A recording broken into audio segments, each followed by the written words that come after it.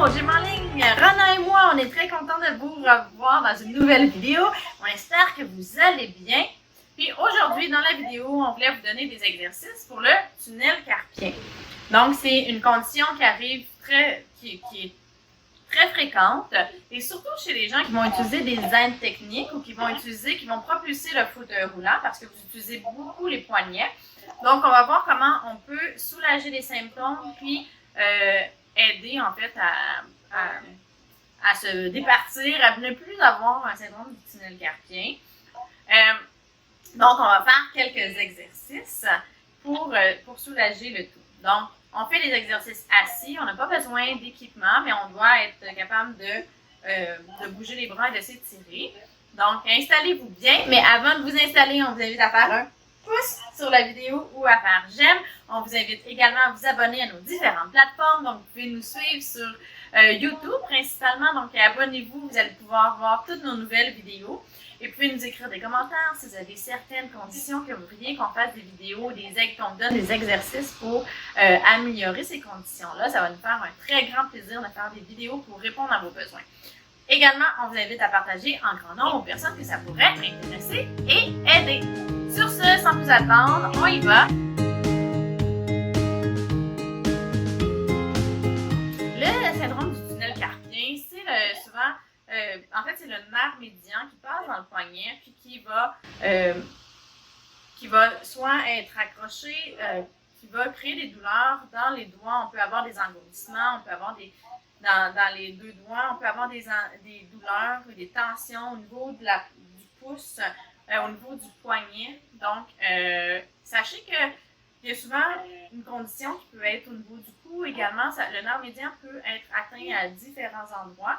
Fait que souvent, ça vaut la peine de consulter un professionnel de la santé pour vraiment bien adresser toutes les problématiques et être sûr de traiter le nerf sur tous les endroits qui pourraient avoir de l'adhérence. Donc, aujourd'hui, je vais vous donner des exercices principalement pour les mains, mais souvent, il y a d'autres petites choses, des tensions ou un manque de mobilité au niveau du cou qui va créer aussi des douleurs et des symptômes du tunnel carpien. Surtout quand on a des deux côtés, là, des fois c'est plus par rapport au niveau du cou ou de la position des épaules. Hein. Il faut bien comprendre que les nerfs sortent, les nerfs qui régissent nos membres supérieurs, sortent au niveau de notre cou. Ils vont dans notre épaule, on a le plexus brachial, puis ils s'éparpillent, puis ils vont dans notre bras. Donc, il peut avoir des adhérences tout au long du chemin du nerf qui va faire irriter le nerf, qui va nous créer des symptômes. Mais on va regarder comment on peut réduire les symptômes au niveau du poignet. Un des premiers exercices, c'est vraiment aller étirer. Donc, ce qu'on va faire la position de la personne qui prie. On met les mains ensemble comme ça et on emmène le plus loin possible. On garde les mains qui se collent et on va aller étirer en fait en extension. Comme ça. Donc, on va faire ça 30 secondes. On va faire 3 fois 30 secondes. Est-ce que ça fait mal, Rana? Non. Non? OK. Ce qu'on veut également, comme je l'ai dit, ça peut être au niveau des épaules et au niveau du cou. On va aller coller les omoplates derrière. On ne veut pas avoir les épaules comme ça. On veut vraiment les garder basses. On essaie d'étirer le plus possible. Si on a la tête en projection comme ça avant, on la ramène derrière.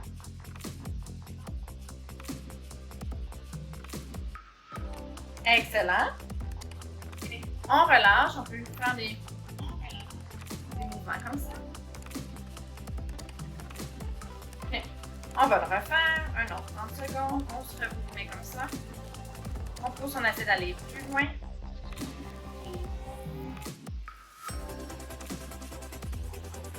On lâche pas. On prend des bonnes respirations, on s'assure que nos épaules sont comme Rana. Je vois que ton épaule droite est un petit peu plus haute. Essaie de la descendre. On amène les... Oui, exact. Okay. Très bien. On tient, on descend. Ça va tirer. Excellent. Donc, on va le refaire.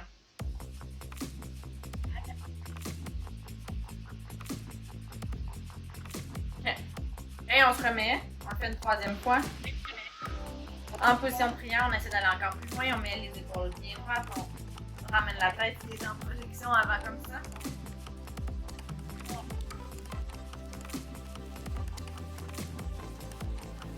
On lâche pas.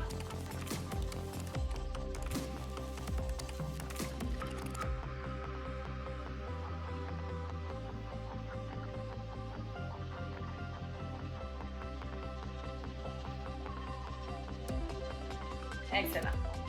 Maintenant, ce qu'on va faire, on va se faire de l'automassage. Un autre exercice, vous n'êtes pas obligé de les faire dans cet ordre-là nécessairement, les exercices-là. Mais ça, c'est un exercice que vous pouvez faire souvent quand vous avez mal. En fait, tous les exercices, vous pouvez les faire au cours de la journée si vous voyez que vous avez des tensions qui se développent. Ce qu'on va faire, c'est qu'on va se faire de l'automassage. Donc, souvent, en fait, on a un ligament ici qui maintient le poignet. Et il va être souvent tendu. On va aller se masser au niveau du poignet, comme ça. Vous pouvez même regarder si vous avez un syndrome du tunnel carpien juste d'un côté. Essayez de voir la différence. Sûrement que vous allez avoir le ligament qui est plus, la base du poignet comme ça, qui est plus tendu que celui que de l'autre côté. Est-ce que c'est ton cas, Rana? Moi, c'est différent entre les deux parce que ici, j'ai fait une chirurgie pour la canal carpien. Elle est différente. Je pense ici, j'ai besoin après, mais parce que j'ai utilisé beaucoup mes mains quand je marche. Donc, on va masser comme ça. On va essayer de peser pour vraiment aller étirer. Puis, un autre endroit où on a beaucoup de tension, ça va être ici au niveau de l'imminence ténor, au niveau de la base du pouce où il y a beaucoup de muscles. Quand on a un syndrome du tunnel carpien, ça va être très tendu, ça va être induré, ça va être douloureux également, donc on va masser doucement. Il ne faut pas que ça fasse trop mal. On désensibilise aussi un petit peu. Le tunnel carpien, on va avoir des douleurs à ces trois doigts-là.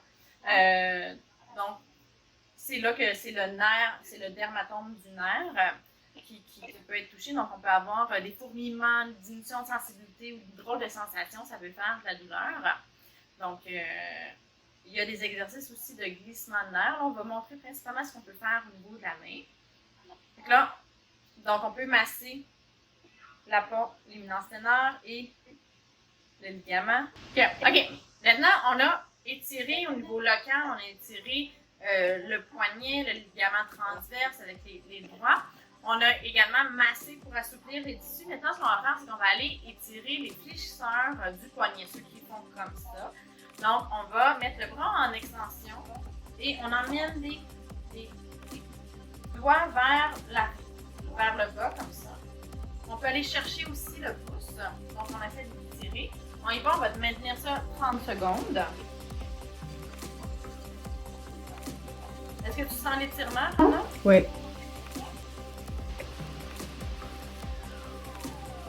Donc, on veut vraiment aller, si on fléchit comme ça, ça veut dire on relâche un petit peu. Fait qu'on veut vraiment être en extension. Tiens. On respire bien. Ça se peut que ça soit douloureux. Donc, si c'est douloureux, prenez des bonnes respirations. C'est normal que des étirements, surtout quand les muscles sont sensibles, on prend une pause. C'est normal que ça fasse un petit peu mal, mais on veut quand même aller étirer. Donc, il ne faut pas qu'il y ait une trop grande douleur. Donc, 6, 7 sur 10, ça serait à notre maximum. Ça se peut que vous ayez déjà de la douleur qui soit élevée. On peut aller chercher aller un petit peu plus dans la douleur. Mais on ne veut pas de douleur aiguë non plus. À ce moment-là, faites-le plus doucement. Avec le temps, plus vous allez le faire, plus les muscles vont se désensibiliser, plus vous allez pouvoir aller loin et faire un étirement qui est plus long. On fait un autre 30 secondes, on y va. Comme ça.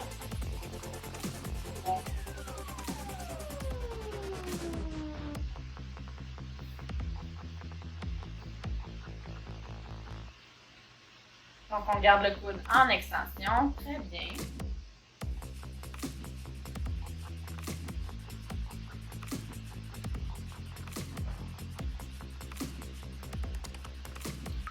On lâche pas. Encore une fois, on essaie de pas trop. Rana, tu peux essayer de descendre ton épaule. On essaie de toujours avoir une bonne posture. Puis, ça, c'est important, on prend une pause. C'est important également de se rendre compte de sa posture. Comme je l'ai dit, la problématique peut être au niveau du cou, peut être au niveau de l'épaule, mais partout au niveau du membre supérieur. Et souvent, dans la majorité, en tout cas dans moi, les cas que j'ai vus, souvent il y a plus qu'une composante. Donc, on va traiter au niveau local, c'est souvent où il y a les symptômes, mais la cause ou les adhérences peuvent être sur plusieurs chemins. Fait qu'essayez de voir, est-ce que vous compensez justement, quand vous mettez en tension le nerf, vous compensez ou ça veut dire que là, il y a peut-être des problématiques qui sont ailleurs. Donc, il faut vraiment toujours penser à améliorer sa posture. On y va pour une dernière fois.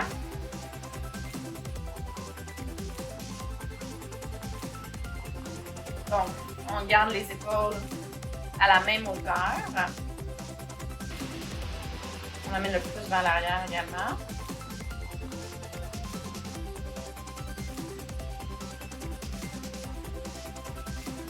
Ah, super. Est-ce que c'est dur, hein? C'est sûr, en plus, si jamais, pour ceux qui ont des troubles au niveau des déficiences, au niveau des muscles du tronc, c'est encore plus difficile de garder sa posture. Puis, en fait, une bonne posture, ce qui arrive, c'est que ça met plus à risque d'avoir un syndrome du tunnel carpien parce qu'il y a plus de mouvement, il y a moins de stabilité. Donc, il y a plus de risque de frottement. Il faut bien comprendre qu'un nerf, ça ne s'étire pas, ça glisse. Puis quand ça glisse, il y a une gaine autour du nerf. Puis c'est comme un fil électrique qui a une gaine de caoutchouc. Mais là, on parle de tissu conjonctif. Donc, la gaine autour, là, elle peut faire des ramifications un petit peu, puis ça peut se coller sur le tissu. Puis c'est ce qui arrive souvent, c'est que quand ça glisse, quand ça frotte beaucoup, ça va finir par faire des adhérences. Puis là, quand ça essaie de glisser encore, ça tire, ça fait irriter le nerf. Le nerf envoie des petites décharges électriques qui vont faire les symptômes, qui vont faire les engourdissements. Le nerf peut être coincé un petit peu également s'il y a des adhérences que ça ne s'étire pas de la bonne façon. Il peut avoir des contractions musculaires, d'où les tensions dans la paume, dans le fond, des nœuds musculaires. Donc, on veut adresser tout ça. Fait que moins on a une bonne posture, plus on est instable, plus on est à risque qu'il y ait des frottements comme ça. Fait que là, maintenant, ce qu'on va faire, c'est qu'on va faire un exercice de glissement de nerfs au niveau de la main. Donc, le premier exercice, on va en faire 2. On va le faire 3 fois. On va faire ça pendant 30 secondes. On va partir la main comme ça. On va fermer les doigts.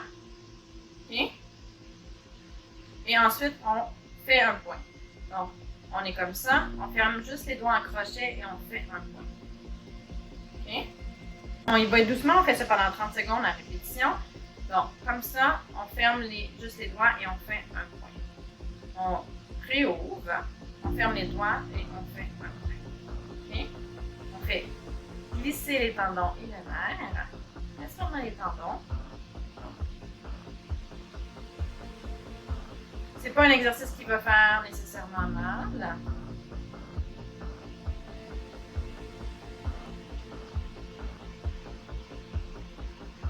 Relâche pas. Parfait. On va alterner avec un autre exercice. L'autre exercice, on met les doigts comme ça, on le fait de la même façon. On baisse les doigts, mais en faisant une flexion juste au niveau de l'articulation ici. Donc, on garde les doigts droits, mais comme ça. Et ensuite, on plie le bout des doigts. Okay? Donc, comme ça et comme ça. On y va. Donc, pendant 30 secondes, on fait les doigts droits, comme ça, et là, on replie les doigts. On réouvre, on met les doigts, on fait comme une table, et on referme. Droit, comme ça, et on referme. Droit, comme ça, et on referme. On y va doucement. C'est bon aussi de travailler le contrôle moteur, d'avoir une bonne stabilité au niveau de notre poignet, faire glisser les tendons doucement. Parfait. On prend une pause. On va refaire le premier, donc comme ça, juste un crochet et un point. On se met donc droit, crochet, point. Droit, crochet, point. Droit, crochet,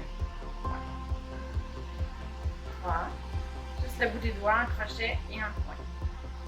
Droit, crochet, point. Droit, crochet, point. Droit, crochet, point. Essayez de garder le poignet stable. Donc, pas de mouvement comme ça. On garde le poignet. C'est juste les doigts qui ferment. Excellent. On refait le deuxième. Donc, comme ça, droit et on fait.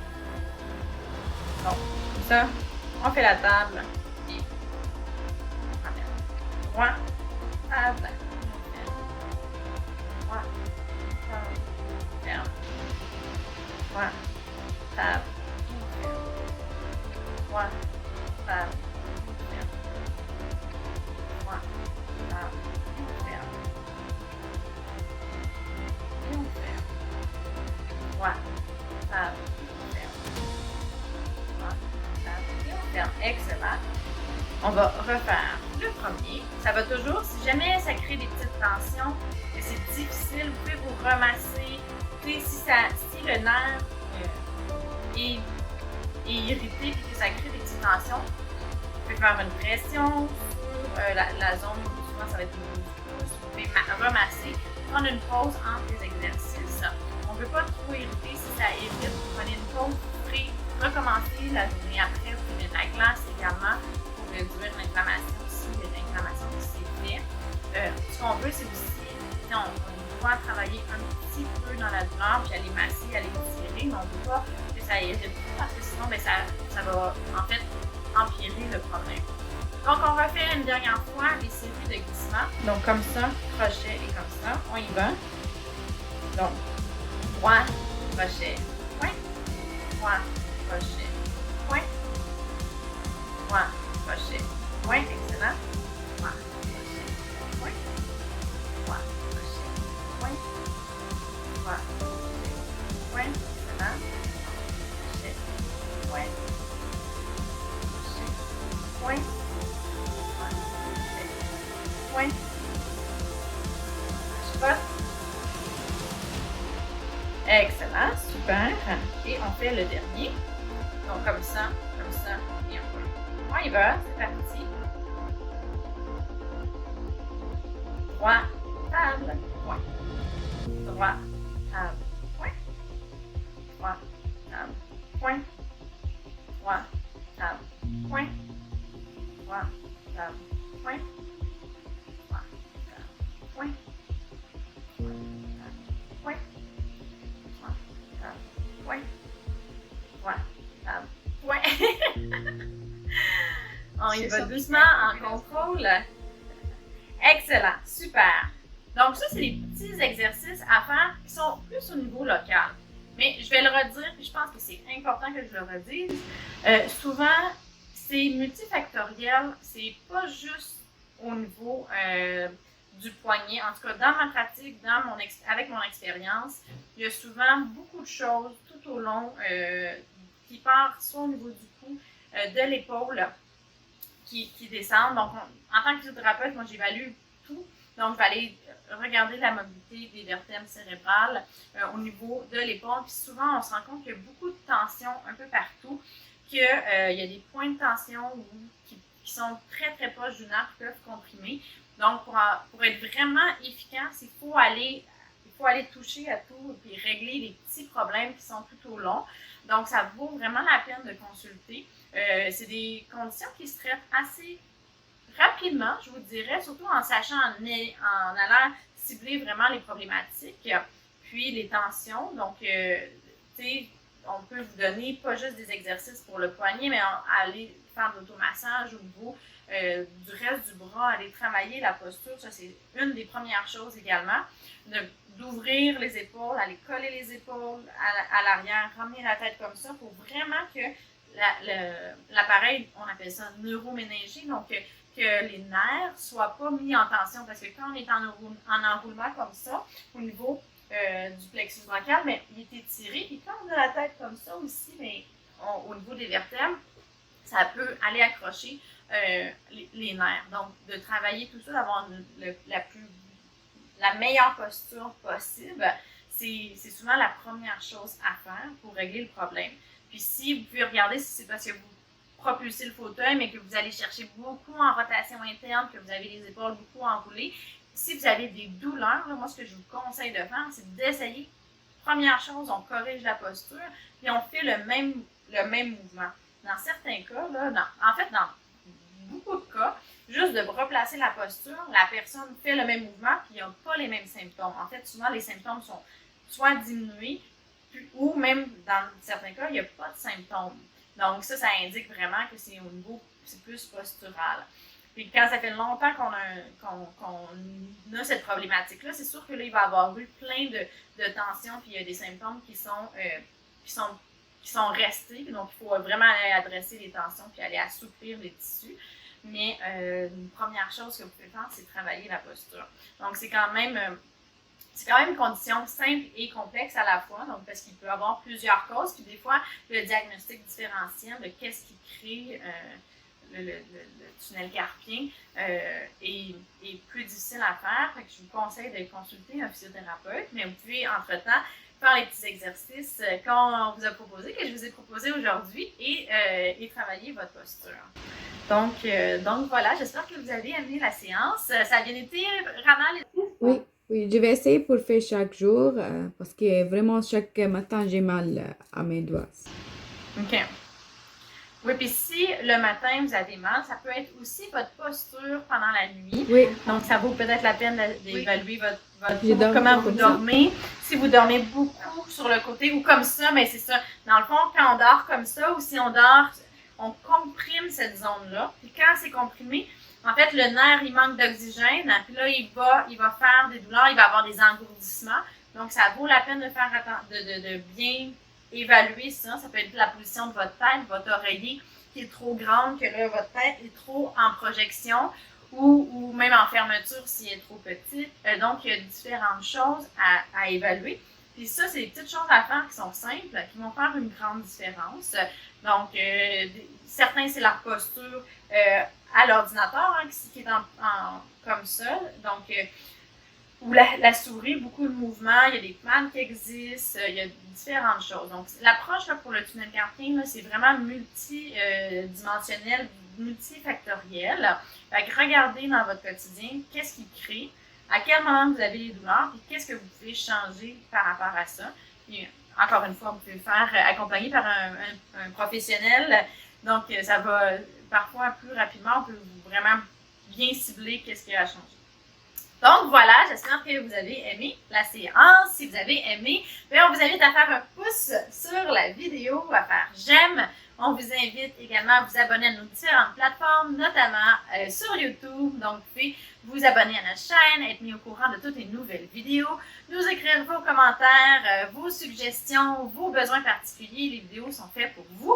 Donc, on espère que ça répond à vos questions et que ça vous aide.